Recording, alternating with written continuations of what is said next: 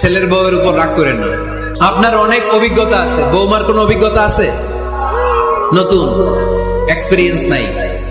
বৌমাকে একটু সময় দেন, একটু গুছায় নিতে দেন, পারবে। রান্না ভালো হয় না, পারবে। ঘুম থেকে দেরিতে উঠবে আস্তে আস্তে। আপনাদের সাথে মানায় চলতে পারে না, পারবে, সব পারবে। আপনিও একদিন পারতেন না। আপনি যখন প্রথম বৌমা হয়ে গেছিলেন, ওই কথাগুলো খেয়াল করেন, আপনার দিনগুলো তখন কেমন কেটেছিল।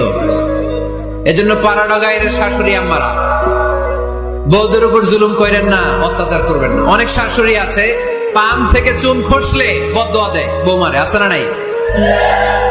কিন্তু এটা কল্পনা করে না যে এটা আমার নিজের পেটে ধরা ছেলের বউ। এই মেয়ের বদদোয়া দিলে তো আমার ছেলের পরিবারের ক্ষতি, আমার নাতি নাতনিদের ক্ষতি। এই কমন যোগ বিয়োগটা বুঝে না, এটা করবেন না। কষ্ট দিবেন না বৌমাকে। খেয়াল রাখবেন, আপনি যদি আপনার বৌমাকে কষ্ট দেন, আপনার নিজের মেয়েটাও বৌমা হয়ে আরেক বাড়িতে যাবে, সেও সেই একই কষ্টগুলো পাবে। এগুলো যখন আপনারে শোনাবে, তখন আপনি শান্তিতে থাকতে পারবেন না। চিল্লায় বলেন ঠিক কিনা? নিজের মেয়ে সকাল 11টায় ওঠে, ওইটার দোষ নাই। বৌমা কেন উঠলো না? ঝামেলা আছে না নাই?